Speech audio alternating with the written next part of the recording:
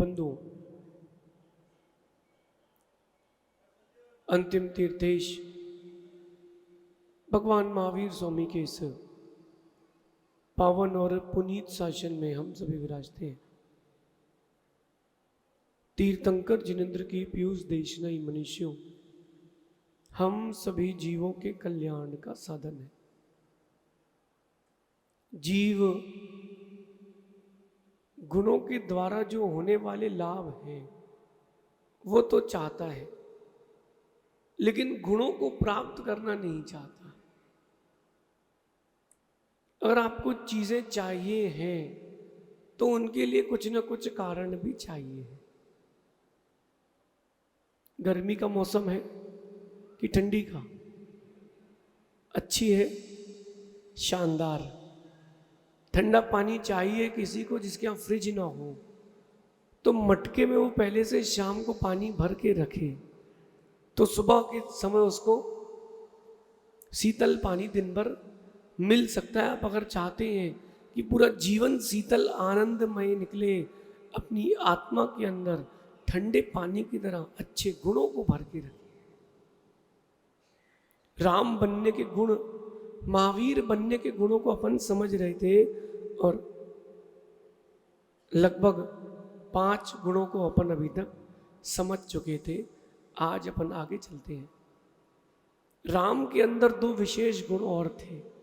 एक था मित्र के साथ उन्होंने कभी कपट नहीं किया, मित्र के साथ हमेशा निष्कपट रहे और गुरुओं के प्रति विनम्र रहे। इन 2 गुणों पर अपन राम की आज चर्चा करेंगे। बहुत कठिन है, निष्कपट का भाव होना बड़ा कठिन है। जब काम निकल जाता है तो व्यक्ति के मन में कपट आ जाता है और पैसा, सत्ता, पद ऐसी चीज है, ये ऐसी चीज है जहां पर लोग माँ को भी भूल जाते हैं, पिता को भी भूल जाते हैं, भाई को भी भूल जाते हैं। पैसा और पद, ना मानो तो राजनीति को देख लेना। कितने राजनेता हैं जिन्होंने अपने ही परिवार के लोगों को मारा है कि ये चले जाएं तो अपनी सत्ता हो जाए। हुआ कि नहीं, किसको नहीं पता। और उनके साथ भी वैसे ही हुआ जैसा उन्होंने दूसरों के साथ किया था। सत्ता, जो निष्कपट रहता है वही जीव राम की तरह श्री राम बन पाता है। निष्कपट रहे, किसी से कपट ना करें, दिल साफ रखें। आप अगर स्पष्टवादी रहेंगे तो कपट नहीं रहेगा। कितनी जल्दी आप एक दूसरे को घुमा देते हो। जैसे इन माताओं की बात करें, कोई अगर बोल दे कि मंदिर में फंक्शन है, वो नीले वाली साड़ी कल हमको चाहिए है, घर पे रखी है, कोई काम नहीं है आपको और आपको पहनना भी नहीं है, लेकिन कहीं मुझसे अच्छी ना लगे, वो ड्राई क्लीन में गई है। मेरी मामी की लड़की क्या है, बोले ठीक है उसका नंबर दे दो, उससे हम ले लेंगे। कहाँ है? नहीं, वो बाहर गई है। कितना कपट, छोटी सी चीजों के लिए कपट, भगवान की आराधना में कपट, प्रभु सेवा, गुरु सेवा में कपट। अंजुल भैया, मेरा मानना है कि लोग कम जुड़े वो अच्छा है, लेकिन कपटी लोग ना जुड़े, कपटी लोग ना जुड़े, और खासकर मित्र के साथ कभी कपट ना करें, खासकर मित्र के साथ। चुल्लक जी दोहा सुनाओगे क्या? मित्र से कपट और गुरु से द्रोह, याद है? गुरु से चोरी, मित्र से बैर और गुरु से चोरी। का है अंधा, कै हो अंधा, कै हो कोड़ी। कपट, मैं आपको एक प्रैक्टिकल बताता हूँ, मेरे आंखों के सामने हुआ। हम लोग जब इस कॉलेज जाते थे तो वहाँ पर बीबीए में हिंदी मीडियम, इंग्लिश मीडियम दोनों बच्चे एक साथ एग्जाम देते थे। तो जो रोल नंबर वाइज सभी बैठ गए। जो पढ़ा लिखा होता है, जिसको एग्जाम देना आता है, वो कभी नकल नहीं करता, वो यहाँ वहाँ देखता ही नहीं है। क्यों? उसके पास टाइम ही नहीं है, उसको बनता है। लेकिन जिसको नहीं बनता वो सब जगह देखता है, यहाँ वहाँ। तो दो अच्छी खास सहेलियां, आगे पीछे ही नंबर था उनका, रोल नंबर। और रोल नंबर आगे पीछे आ जाए तो फिर अलग माहौल रहता है कि आधा तुम्हारा आधा हमारा। लेकिन एक हिंदी मीडियम की थी, एक इंग्लिश मीडियम की थी। सुनना ध्यान से, मित्र के साथ कपट। तो जो हिंदी मीडियम वाली थी उसने बोला कि पर्ची मिली है एक, लेकिन आंसर तो मिल गया लेकिन वो इंग्लिश में है, तो हिंदी में करके दे दे, मेन मेन पॉइंट लिख दे, बाकी मैं कर दूंगी। सखी सहेली, उसने तो पर्चा पलटाया और लिख दिया। उसने पर्चा दिया, इतने में मैडम आ गई। मैडम कहती पर्चा, बोले हमारा है ही नहीं, हमारी राइटिंग में डालो आप। अगर वो ये बोलती कि मेरी राइटिंग नहीं तो ठीक था, कहती मेरी नहीं इसकी है, मेरी नहीं इसकी है, इसकी है।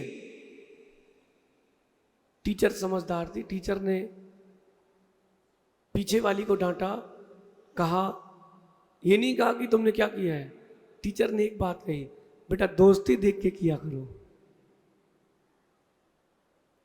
बोले नकल तो बात की बात है, एक लेसन ले लो लाइफ का, दोस्ती देख के करना। उसने कहा टीचर आपने सही कहा। एग्जाम खत्म हुआ, वो लड़की जिसने पर्ची में हिंदी की थी वो अपनी बाइक उठाई, घर चली गई। जो साथ वाली थी उसके साथ आई थी, बोले अब तू आ जाना, आज से रास्ते अलग अलग। देखो उसको कितना दुख, कितना दर्द हुआ होगा कपट के कारण। अगर अंजुल भैया कोई चीज छुपा के रखो ना, गुरु से मित्र से, उनको बड़ा दुख होता है, क्योंकि उनको आपसे कोई प्रयोजन नहीं है। और एक बात और, कभी कोई चीज रुकती नहीं, सब चीज चलती है। अब परमित सागर जी, भवितव्यता जिसकी जैसी होगी, कुछ ना कुछ होता है, चलता है, चीजें रुकेंगी नहीं। क्यों बैर कपट करके, क्यों नया बैर बांधे? देखो राम ने कपट से सीता का हरण किया, और राम ने कितनी बार कपट किया, उनके मंत्रियों ने समझाया। जैन रामायण से कह रहा हूं, पद्म पुराण जी से। मंत्रियों ने कहा कि राजन अब तो आपको संधि कर लेना चाहिए, वरना सब गड़बड़ हो जाएगा। कुंभकर्ण और मेघनाथ भी, इंद्रजीत भी उसके बंधन में है। रावण दूत भेजता है और इशारा कर देता है, दूत समझ जाता है, समझा के भेजा था कि सीता को आप ले लीजिए, कुंभकर्ण इंद्रजीत मेघनाथ को छोड़ दीजिए, युद्ध समाप्त, रावण आपसे क्षमा मांगता है। ये रावण के सामने बात हुई, और आंखों आंखों में रावण ने कैसा कपट किया कि दूत ने जाकर वहां कहा कि सीता तो को तो भूल जाओ। रावण कह रहा है कि आधा राज दे सकता हूं। राम ने कहा कि अब युद्ध की तैयारियां और तेज होंगी। कितना बड़ा कपट किया रावण ने, लेकिन उसके फलस्वरूप मृत्यु भी रावण की हुई। मंदिर आते हैं भगवान से कपट, गुरु जिन के पास आते हैं उनसे ही कपट। एक माँ मुझसे बोली, एमपी की बात है, बोले महाराज जी आशीर्वाद दो, हमारे यहाँ आहार हो जाए। मैंने कहा अच्छी बात है आपके यहाँ आहार हो जाए। कितने दिन से खाली है? बोले 7 दिन से खाली है। कितने दिन से खाली है चौका? हमने पूछा सहज सागर जी बताइए, बोले कल ही हम आए हुए। मैंने कहा 7 दिन से आपको कैसे खाली? महाराज साहब के तो कल ही हुए। और हमने पूछा आपके, बोले हमारे भी हो गए। बोले टोटल हमने 9 दिन चौका लगाया, उसमें 7 दिन खाली गए टोटल में। वाह! मैंने कहा ऐसे कपट करने वालों के पास क्या जाना। मैं कपट क्यों करो? चीजें बिगड़ेंगी, अच्छी नहीं होंगी।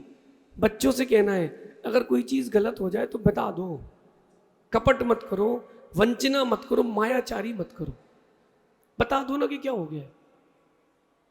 अगर आपसे कोई गलती होती है तो अपने पिताजी को बता दो, डांटेंगे मारेंगे और क्या होगा, लेकिन नहीं बताया है बात इतनी बढ़ जाएगी, घर बिक जाएगा। कपट नहीं, खासकर मित्र के साथ कपट नहीं, परिवार के लोगों के साथ कपट नहीं, राम ने कभी कपट नहीं किया। जब विभीषण उनकी शरण में आया तो राम ने कहा कि लंका को जीत करके मैं लंका का राजा आपको बनाऊंगा। राम ने वचन दे दिए। मंत्री कहते हैं पीछे से विभीषण के जाने के बाद राम से अनर्थ हो गया, हे पद्म अनर्थ हो गया है। बोले क्या अनर्थ हो गया है? बोले एक वचन दशरथ जी ने दिया था तो आपको वनवास हो गया है, एक वचन आपने दे दिया, अब आगे क्या होगा? बोले क्या वचन? बोले आपने तो कह दिया कि लंका का राज तुम्हें दूंगा, और कहीं रावण ने संधि कर ली तो? राम बोले कोई बात नहीं, मैं अयोध्या का राज दे दूंगा, लेकिन कपट नहीं करूंगा। राम लंका जीते, विभीषण को राज्य में बैठाया और वापस अयोध्या चले गए। उनकी निष्कपटता का परिणाम, मित्र से कोई निष्कपट, कोई कपट नहीं, उनकी निष्कपटता का परिणाम उन्होंने बोला कि विभीषण से कि भाई मित्र अब मुझे भाई माँ की और भाइयों की याद आ रही है, अब जाना है। विभीषण कहता है कि हमको 7 दिन का आतिथ्य और दे। कितने दिन का? हमको 7 दिन का आतिथ्य और दे, हम 7 दिन और सेवा करना चाहते हैं। राम ने कहा तथास्तु। बोले आपको कुछ चाहिए है? बोले पुष्पक विमान, ये वाली वैरायटी वहां भरत क्षेत्र में नहीं है, पुष्पक विमान ठीक है। 7 दिन का समय लिया और विभीषण ने कुशल विद्याधर कारीगरों को भेज करके पूरी अयोध्या लंका जैसे सोने की बना दी। हर किसी के यहां पर पर्याप्त धन संपत्ति की वर्षा। भरत, जो राम के भाई भरत थे, उन्होंने कहा किमिच्छित दान, मेरे भाई लौट करके आ रहे हैं, जिसको जो चाहिए ले लो। लोग कहते हैं हमारे घर के बाहर रत्नों के ढेर लगे, उसको किनारे करवा दो, गमना गमन में तकलीफ हो रही है। राम की निष्कपटता, गए भले ही रहे भले ही अयोध्या, लेकिन वैभव लंका सा ही मिला। मिला कि नहीं? ये निष्कपटता का परिणाम है। मेरा आप सबसे कहना है, छोटी सी आयु है, चीजें कम भी प्राप्त हो तो चलेगा, लेकिन किसी के साथ कपट ना करें। आप लोग चौके में कपट नहीं करते ना? किसी का चौका, किसी का कब्जा, एक बार नहीं 4 बार दे लिया, फिर भी खड़े हैं और कह रहा दे लिया, नहीं नहीं भैया नहीं दिया, नहीं दिया, मीठा नहीं दिया। कितना कपट, व्यापार में कपट। भैया भूल जाओ, दगा किसी का सगा नहीं, ना मानो तो करके देखो। दगा किसी का सगा नहीं है, और खासकर जिसके प्रति, जिसका आपके प्रति विश्वास था, उससे दगा करोगे तो क्या मिलेगा?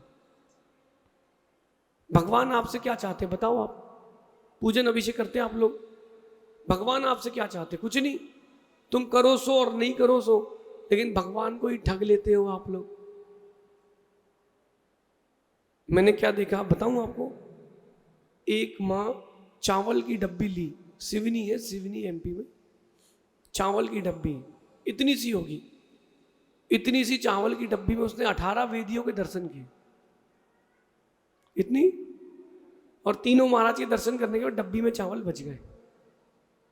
लेकिन मैंने उसकी दर्शन करने की विधि देखी, मुझे बहुत अच्छी लगी। जब कोई ना हो वेदी पर तो वो सामान्य से अपने चावल के 6 दाने चढ़ा के चली जाती थी, और जैसे कोई देख रहा हो तो मूठी में भरती थी 4, और जो चढ़ा हुआ उसके ऊपर हाथ रख लेती थी कि पूरा हमारा है। मैचिंग का जो होता था ना चढ़े हुए में, उसके ऊपर कि ये हमारा है। भगवान क्या देख नहीं रहे क्या? अरे तुम देखो ना देखो, भगवान को तो सब कुछ दिख रहा है। कपट, दगा किसी का सगा नहीं होता, और मित्र के साथ अगर कपट किया है तो अनेकों भाव दुखमय होंगे, अनेकों मय भाव। मां आप लोग कितनी जल्दी बातों को घुमाना जानते हो बताओ? नहीं जानते। पलक झपकने में टाइम लग जाए और आप लोगों को लेकिन घुमाने में टाइम ना लगे। दगा किसी का सगा नहीं, ना मानो तो करके देखो। भैया बच के रहना, काली खोपड़ी वालों से बच के रहना। नमन बेटा, काली खोपड़ी वालों से बच के रहना।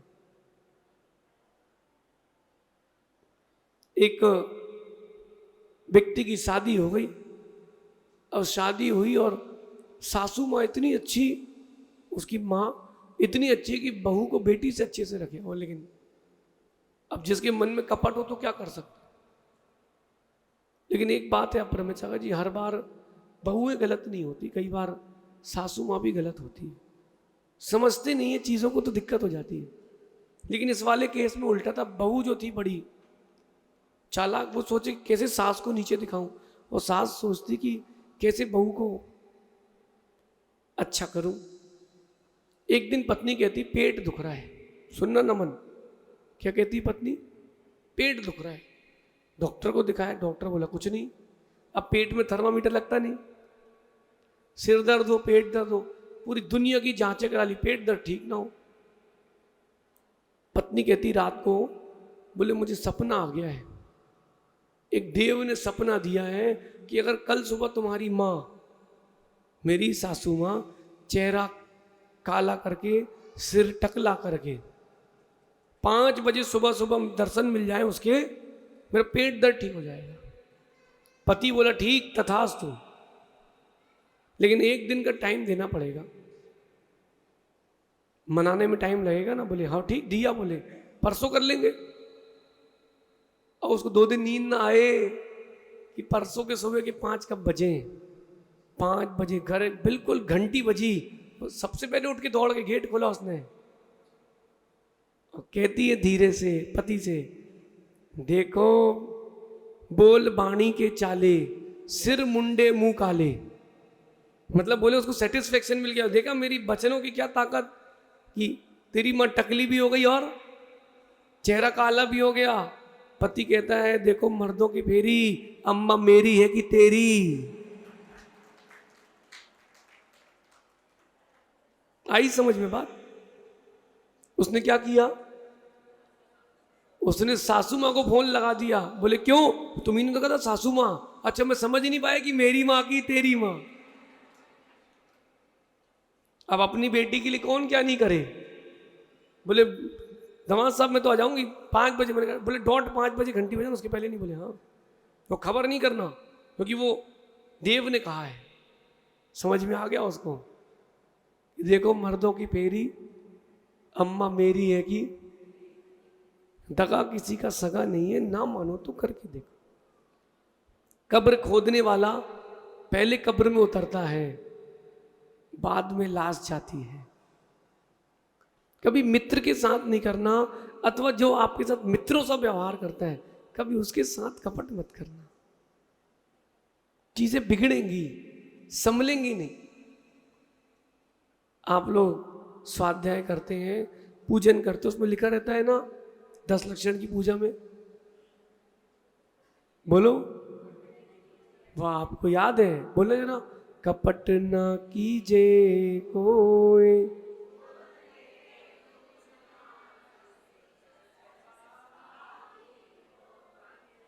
ताके घर बहू। वाह क्या बात। आता सबको है, लेकिन जाता किसी को नहीं। माया का परिणाम तिर्यंच गति देता है, सबको पता है, मानते नहीं। देखो नमन, मायाचारी करके और झूठ बोल करके अगर धर्म का प्रचार भी कर ले व्यक्ति, तो भी उसकी दुर्गति होगी। और मृदुमती मुनराज जैसे हाथी बनेगा। कर्म की चक्की बारीक पीसती है, धीमी पीसती है, लेकिन बारीक पीसती है। सबको इसी भाव में सबको देखने मिलेगा। देखना, आप धीरज रखना। जिन जिन ने मुनियों की निंदा की है और मुनियों के साथ मायाचारी की है, उन पर श्रद्धा नहीं करी, उनकी अभिनय की है, उनका समाधि मरण अच्छा कभी नहीं होता। उनका कभी समाधि मरण अच्छा नहीं होता। कितने ढक लो, कितनी ढक लो, समाधि मरण अच्छा नहीं होता। बोलो आप परमेश्वर, दिखता कि नहीं? अंतिम समय सबका रिजल्ट खुलेगा। माँ आपने कैसा जीवन दिया है, आप लोगों ने किस तरीके से व्यापार किया है, कपट का जीवन में। चौके में माना कि 2 महाराज के हिसाब से व्यवस्था थी और 4 आ जाएं, क्या करते हो आप लोग? दाल में पानी, जूस में पानी, दूध में पानी, जय जिनवाणी, नहीं जो है वो चलाओ, मायाचारी क्यों करो? अथवा चीज अभक्ष हो गई है, मर्यादित नहीं बची है, पड़ोसी क्या सोचेगा कि हमारे ये चीज नहीं, कुछ नहीं, अलग कर दो। एक श्रावक क्या मैं ब्रह्मचारी बन के गया आहार देने, उसने जैसे ही बूरे का डिब्बा खोला, अब वो बहुत अव्यवस्थित घर था, वो जो माँ थी वो एकदम अव्यवस्थित थी, उस बूरे के डिब्बे में 2-3 चींटे मरे थे, 2-3 चींटे। मैं समझ गया कि बहुत दिनों पुराना है। मैंने कहा ये नहीं चलेगा, अलग कीजिए। बोले भैया जी आपको नहीं बनता, हटो।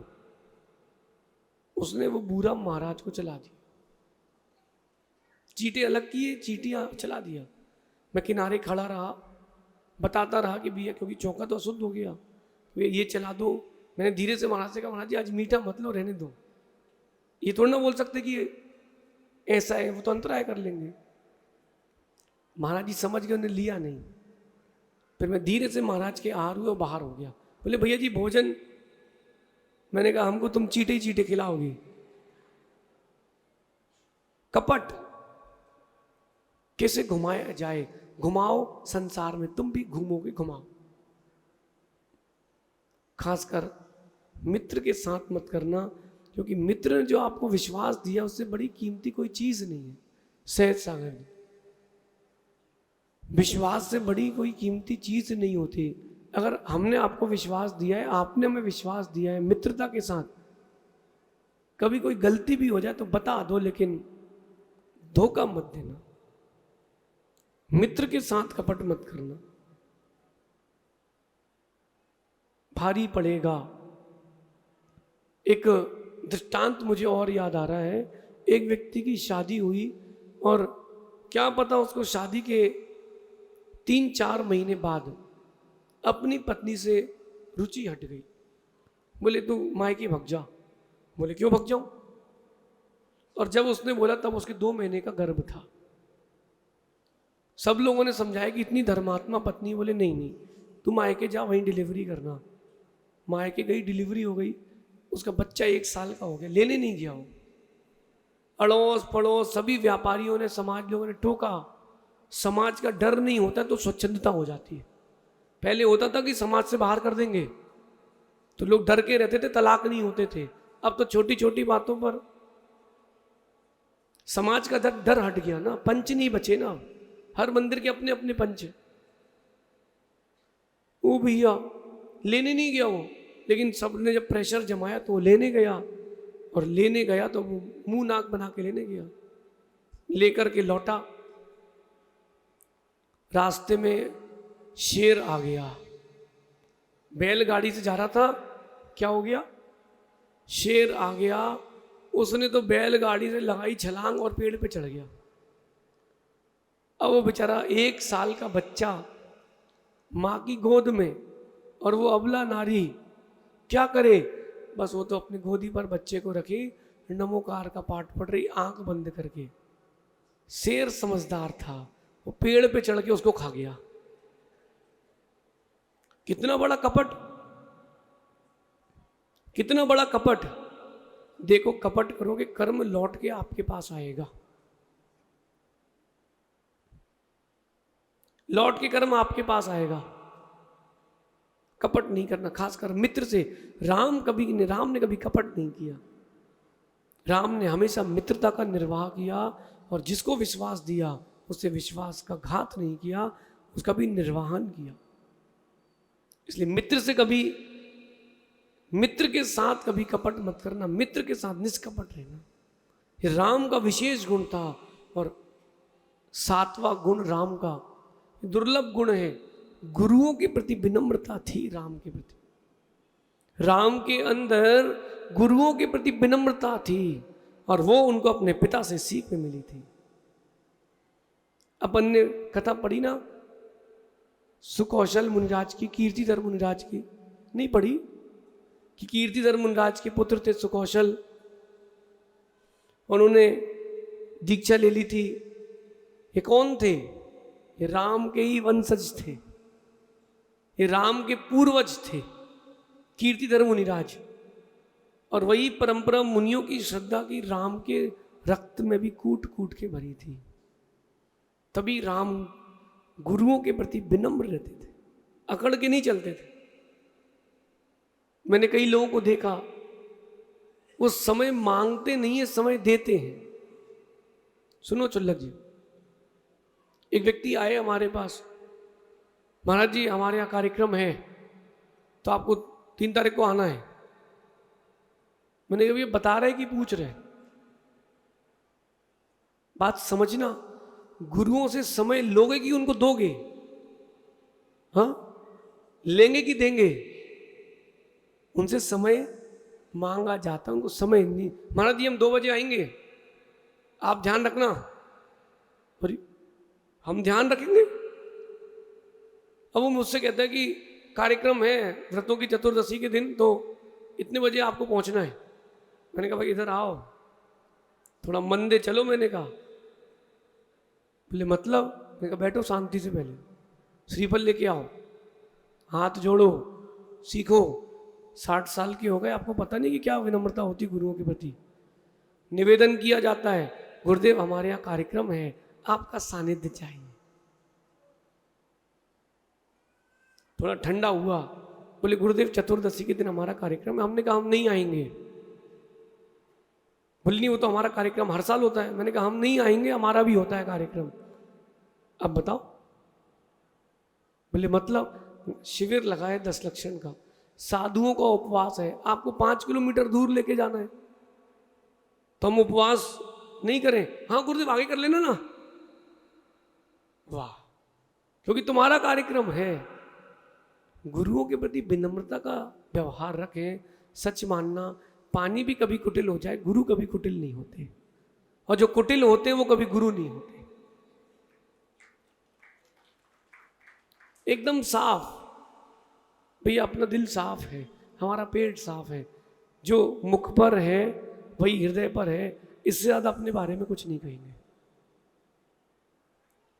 गुरु हैं तो उनकी प्रति विनम्रता तो रखो। आजकल तो लोग दूर से महाराज जी, अब आशीर्वाद दे रहे महाराज को, अथवा ट्रेंड चेंज हो गया, अब आप लोग पाए लागू चलता ना, पाए लागू, तो वो दूर से ही, ये घुटना है महाराज का, दूर से घुटने में, अरे झुको, वृद्धों को देखो, बैठो, घुटने के बल नमस्कार करो, पंच नमस्कार। हमको किसी को झुकाना नहीं है, लेकिन विनय का तरीका तो हो। मैं नहीं देता आशीर्वाद, तुम्हारी विनय नहीं आशीर्वाद की होते, दूसरे भी वैसे ही करेंगे। फिर अब कुछ दिन बाद वो जंगा छुएंगे, फिर सिर छुएंगे, महाराज जी नमोस्तु, ऊपर से ही महाराज जी। अरे ये कोई विनय है? ये कोई परिणति है? नहीं। विनम्र रहे, गुरुओं के प्रति विनम्र रहे, उनसे ऊंची आवाज में बात ना करें। जिन जिन ने अपने गुरुओं की विनम्रता छोड़ी है, उनका इतिहास खत्म हुआ है।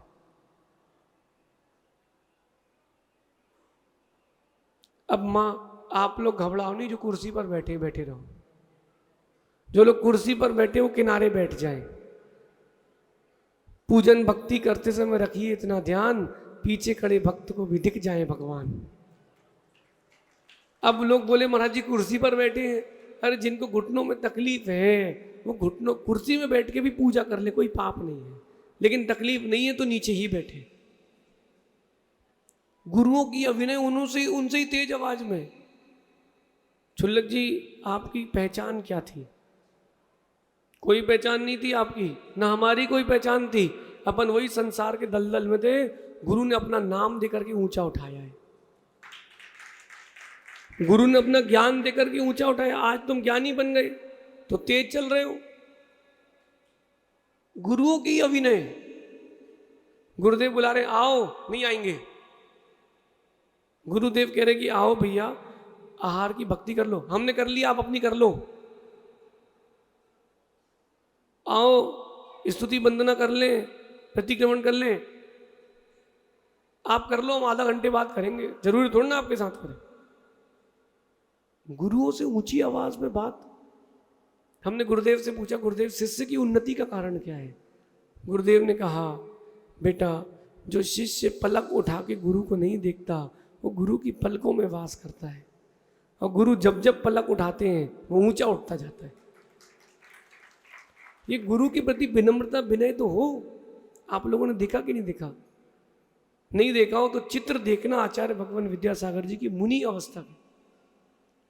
उनका अपने गुरु के प्रति क्या विनम्र परिणाम था, क्या विनय थी, क्या सेवा का भाव था।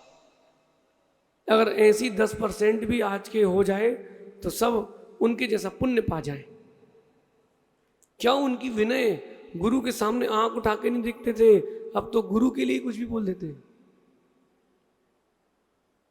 अरे पीठ पीछे कहो या सामने कहो, बंद तो होगा ही होगा। और अपने गुरु के नहीं, किसी की गुरु के प्रति भी अभिनय का भाव लाओगे, नियम से पाप का बंद होगा। जिनवाणी कहने में कोई डरना नहीं, जिनवाणी कहना किसी का अभिनय नहीं है भैया। जिनवाणी में लिखा है कि एकल विहार नहीं करना चाहिए, लिखा कि नहीं? जैन आप लोग में से कितने लोग जैन हैं? जैन हैं। आप लोगों को पता है कि नहीं कि एकल विहार नहीं करते साधु, अकेले नहीं रहते साधु, पता है कि नहीं? सबको पता है ना? अगर मैं ऐसा बोल रहा हूँ इसमें किसी की अभिनय थोड़ा ना कर रहा हूँ, मैं तो जिनवाणी का विषय है तो बता रहा हूँ। वो बोले आपने फलाने साधु की अभिनय कर दी। अगर अभिनय का भाव है तो की है, भाव नहीं है तो नहीं की है। अभिनय का भाव नहीं है, जिनवाणी कह रहे इसमें गलत क्या है भैया? 4 महीने में केस लॉन्च करना पड़ते हैं साधु को, पता कि नहीं? 4 महीने के अंदर केस लॉन्च करना ही चाहिए। और अप्रमित सागर जी कोई 6-6 महीने केस लॉन्च ना करे तो? अगर 6-6 महीने कोई साधु केस लॉन्च नहीं कर रहा है वो मिथ्या दृष्टि है भैया। ओ भैया, सब समझदार है, आप लोग समझदार हैं, थोड़ा थोड़ा आगे आ जाएं। और भी लोग समूह शरण में आना चाहते हैं, सुनिए। देखो विषयांतर हो गए ना। अगर कोई साधु बोले कि मैं तो 6 महीने तक केस लॉन्च नहीं करूंगा, क्यों? बोले क्या दिक्कत है? वो जिन आज्ञा के विहीन है वो मिथ्या दृष्टि है, जिन आज्ञा के विपरीत है। गुरुओं की विनय, गुरुओं की विनय रखें। विनयो मोक्षद दारो, सूत्र नोट कर लेना भैया। जो विनय है वो मोक्ष का द्वार है। शिवभूति मुंडा जी कथा कितने लोगों ने सुनी है? सुनी कि नहीं? शिवभूति मुंडा जी कथा सुनी कि नहीं? शिवभूति नाम का एक राजा था और वो अच्छे विद्वान था, वेदों का, पुराणों का, तर्क का, न्याय का। वो मालूम चला कि नगर के बाहर उद्यान में जैन आचार्य, जैन मुनि आए हैं। गर्व से, अभिमान से पहुंचता है, अरे इनको क्या आता है, बिना कपड़े वाले, बिना दिमाग के हैं। उनको क्या पता तुम जितना 2 बार में खाते हो उतना हम 1 बार में खाते हैं। बिना कपड़े के हैं तो हम सर्वांग से ज्ञान लेते हैं। तुमने एक ही नदी का, एक ही घाट का पिया, हमने घाट घाट का पिया।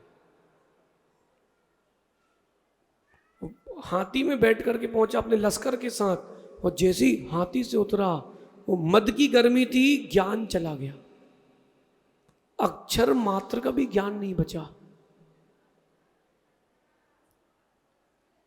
अब उसको चीज समझ में आई कि भैया अपन तो ज्ञान शून्य हो गए।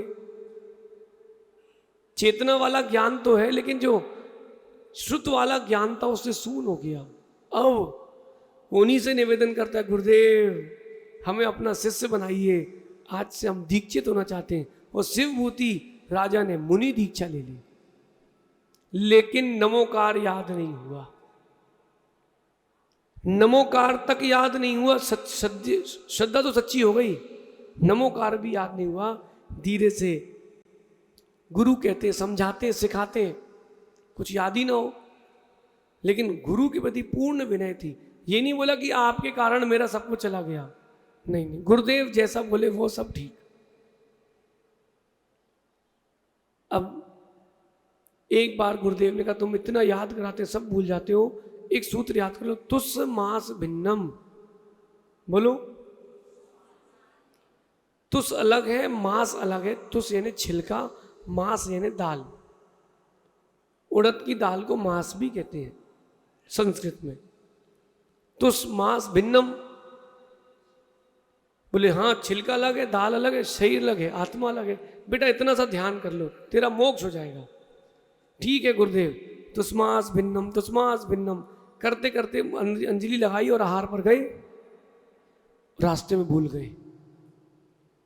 अब वो सोचते क्या गुरुदेव ने क्या कहा था, क्या कहा था, क्या कहा था। ओह, जैसे ही देखा नगर पहुंचे, माँ दाल फटक रही थी, दाल अलग हो रही थी, छिलका अलग हो रहा। ओ तुस्मास भिन्नम, मुद्रा वहीं छोड़ दी, अब आहार पे नहीं जाऊंगा। एक पत्थर पर बैठ गए। तुस्मास भिन्नम, तुस्मास भिन्नम, शरीर अलग, आत्मा अलग, दाल अलग, छिलका अलग। ऐसी ऐसी लीनता हुई, अंतर मुहूर्त में केवल ज्ञान हो गया। जिन गुरु ने सिखाया था वो नमस्कार करने जा रहे कि गुरुदेव प्रणाम। कैसे? ये गुरु के प्रति विनय का भाव था। जितनी आप अपने गुरु की विनय करोगे उतना ज्ञान मिलेगा, और एक दिन केवल ज्ञान जरूर मिलेगा। ऐसे संस्कृत नहीं सीखी अंजुल भैया हमने। संस्कृत गुरुदेव पढ़ाते थे, एक दिन में 2 सूत्र, 1200 सूत्र पढ़ना है। और बिहार चलता तो कई बार क्लास बंद, अष्टमी चतुर्दशी बंद, अष्टमी चतुर्दशी के अलावा पर्वों में बंद, पर्यूषण में बंद। 150 सूत्र हुए हमारे, और गुरुदेव बोले नए ब्रह्मचारी हैं, चलो सब एक साथ पढ़ेंगे, तुम भी पीछे। जी गुरुदेव। फिर 250 सूत्र पहुंचे, फिर से 1 नंबर से। फिर गुरुदेव कहते भैया चलो वापस 1 नंबर से, और ब्रह्मचारी आ गए। मैंने जी के ठीक है गुरुदेव। अब 400 सूत्र हो गए। अब गुरुदेव ने कहा बेटा फिर से। मैंने कहा गुरुदेव निवेदन तो कर सकते।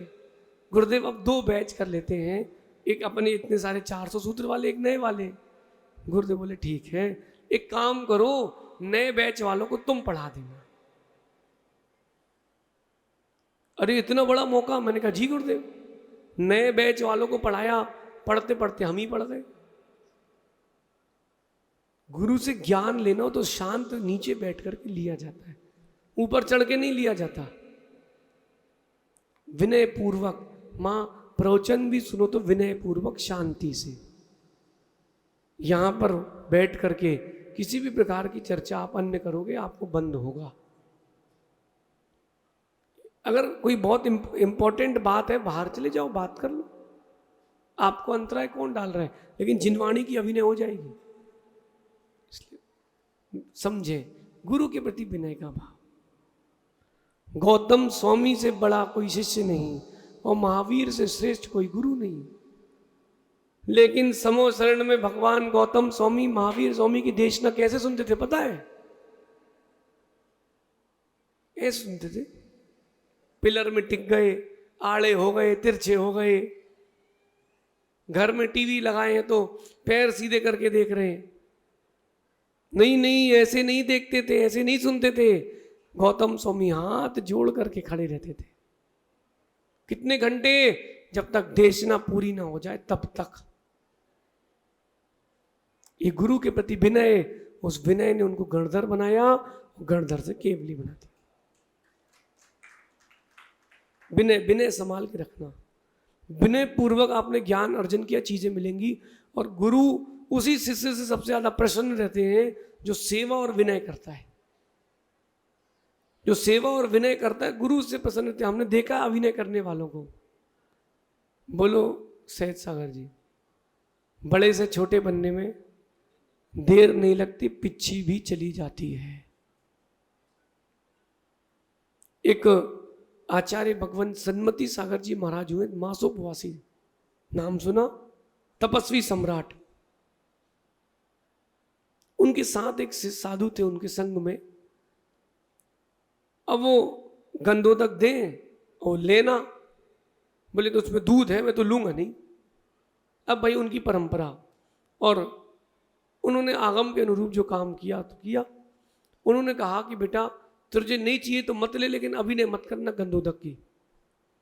जितने लोग स्वाध्यायी और धर्मात्मा है ध्यान से सुनना, गंधोदक नहीं लूंगा बोले, नहीं लिया।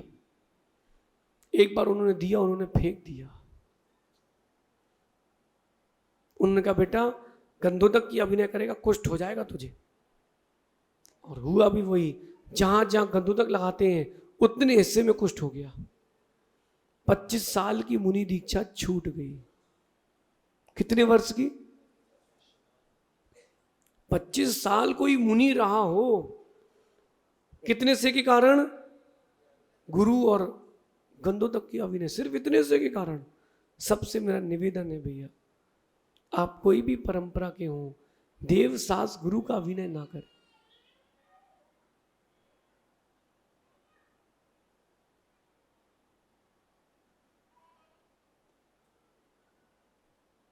देव शास्त्र गुरु का अभिनय ना करें, बहुत भारी पड़ेगा भैया। लौट के कर्म आएगा तो बहुत भारी पड़ेगा। अभिनय ना करें। गोमटेश्वर कितने लोग गए आप लोगों में से? नहीं गए? कभी नहीं गए आप लोग कर्नाटक की यात्रा पे? अगर कर्नाटक, तमिलनाडु, केरला की यात्रा नहीं की तो आपने कुछ नहीं किया। हाँ गए हो भैया, वहां पर जाकर के भगवान की अभिनय मत करना, अभिनय मत करना। एक व्यक्ति को, मैं गोमटेश्वर अभिषेक में 2018 में था, मैं भगवान का अभिषेक देख रहा हूँ, बोले आप तो बुंदेलखंड के हो, एमपी के। मैंने कहा हाँ। तो बोले आप यहाँ कैसे? मैंने कहा यहाँ सम्यक दृष्टि लोग आते हैं भैया। बोले यहाँ तो भगवान के ऊपर चतुर्थ काल में भी उपसर्ग था, पंचम काल में भी उपसर्ग है। और पीठ उल्टी करके खड़ा हो गया भगवान की तरफ। मैंने कहा भैया आपको पता नहीं था कि गोमटेश्वर में अभिषेक है? पता है ना, यहाँ तो दूध दही सबसे होता है, तो आपको यहाँ आना ही नहीं चाहिए था। पीठ मत दिखाओ, नीचे उतर जाओ। वो पीठ दिखा के पूरे अभिषेक में खड़ा रहा। बोले मैं तो नहीं देख पाऊंगा, इतना उपसर्ग भगवान पर। अभिनय का फल बहुत महंगा पड़ेगा और विनय का फल बड़ा मधुर मिलेगा। भैया आप सबसे कहना है गुरुओं के प्रति विनम्रता रखना, अभिनय मत करना। हमने ऐसे भी जैन श्रावक देखे हैं जो यूं हाथ बांध के खड़े हैं, नमस्कार नहीं कर रहे। और ऐसे भी अजैन बंधुओं को देखा है कि रोड में झाड़ू लगा रहे तो रोड झाड़ू किनारे फेंक दी, हाथ जोड़ के खड़े हो गए। वो श्रेष्ठ है, उसने मोक्ष मार्ग खोल लिया, तुमने उच्च कुल में पैदा होकर के भी दुर्गति का बंद कर लिया। जो संघ में, समाज में बंटवारा करते हैं पंथ के नाम पर, साधु के नाम पर, ये सब गुरुओं की अभिनय कर रहे हैं। और एक समय आएगा इनको भगवान कर्म कभी छोड़ेगा नहीं। उनकी ऐसे मृत्यु नहीं होगी झटके में चले गए, तड़प तड़प के जाएंगे। अंजुल भैया कभी गुरुओं की अभिनय नहीं करना। कुछ हो जाए अपने को क्या करना, आपको क्या करना? गलत कौन है वो है तो वो जाने, उनका काम जाने, आपको क्या अधिकार? और उसमें सुनो, कुछ लोग लाइक करते हैं कि हाँ बहुत बढ़िया, ऐसे ही निंदा होना चाहिए, कर लो कर लो, तुम्हारे लिए नरकों की व्यवस्था रेडी है। निंदा करने वाले, अभिनय करने वाले ये नीच गोत्र का आश्रय करते हैं। तत्वार सूत्र जी में लिखा कि नहीं लिखा? याद है किसी को? सुनो, पराप निंदा पढ़ा कि नहीं पढ़ा? पराप निंदा प्रशंसित सत्सत गुणोच्चाद भाविंच नीचे गोत्र, नीच गोत्र का आश्रय होगा। कर लो अभिनय भैया, ना बने तो दूर हो जाना, लेकिन अभिनय मत करना। ये साधु तवे की तरह है, श्रावक रोटी की तरह है, जलोगे भी यहीं, सिकोगे भी यहीं। बात आ रही समझ में रोहित? कभी साधुओं का अभिनय नहीं करना, विनम्रता रखना। और जो अभिनय करे उसको हिंदी में समझाना, उसका भी अभिनय नहीं करना कि भैया देखो तुम गुरुओं की निंदा कर रहे हो, तुम्हारे साथ गलत होगा। धीरज रखो, सबको सबका इसी भाव में मिलेगा देखने, ज्यादा कहीं भटकना नहीं पड़ेगा, सबको यहीं देखने मिल जाएगा भैया। गुरुओं के प्रति विनम्रता रखें। राम कितने विनम्र थे, राम कितने विनम्र थे।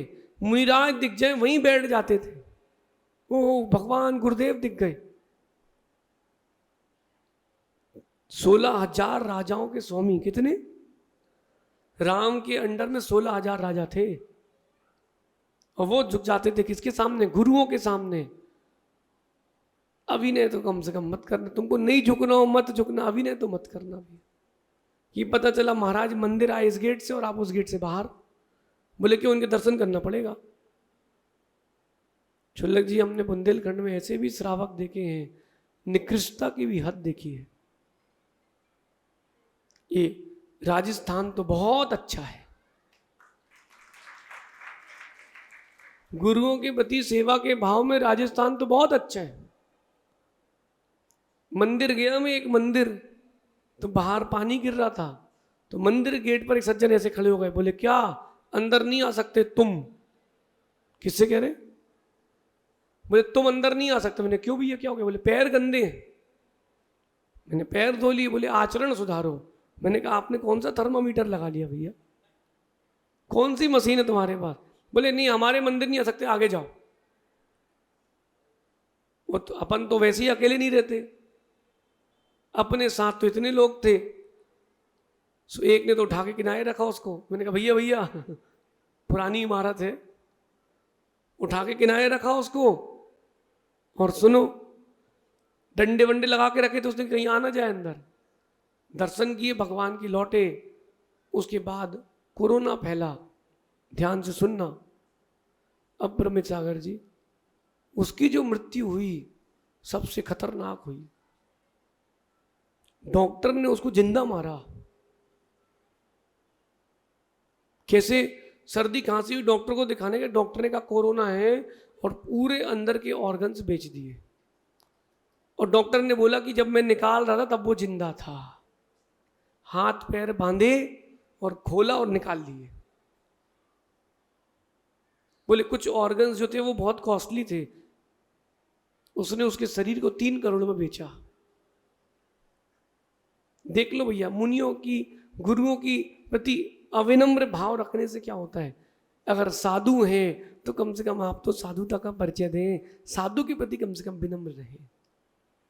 आज सब एक नियम लेके जाना, आचार्य हो, उपाध्याय हो, साधु हो, आरिका माता जी हो, छुल्लक हो, छुल्लिका हो, किसी की अभिनय मत करना। आपको उनके पास नहीं आना है तो मत आओ, लेकिन अभिनय नहीं करना।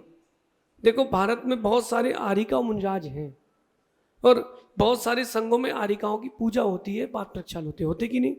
आचार्य भगवान शांति सागर जी महाराज के पट्टाचार्य कौन? आचार्य भगवान वर्धमान सागर जी। पट्टाचार्य कौन है? कौन है? आचार्य वर्धमान सागर जी पट्टाचार्य, वो आचार्य शांति सागर जी की मूल परंपरा का पूरा निर्वाह कर रहे हैं। उनके संग में भी आरिका माता जी है, गणनी ज्ञानमती माता जी। अपनी जितनी उम्र नहीं उतना समय तो उनको दीक्षा लिए हो चुका है, 75-80 साल तो दीक्षा लिए हो चुके हैं, जिनको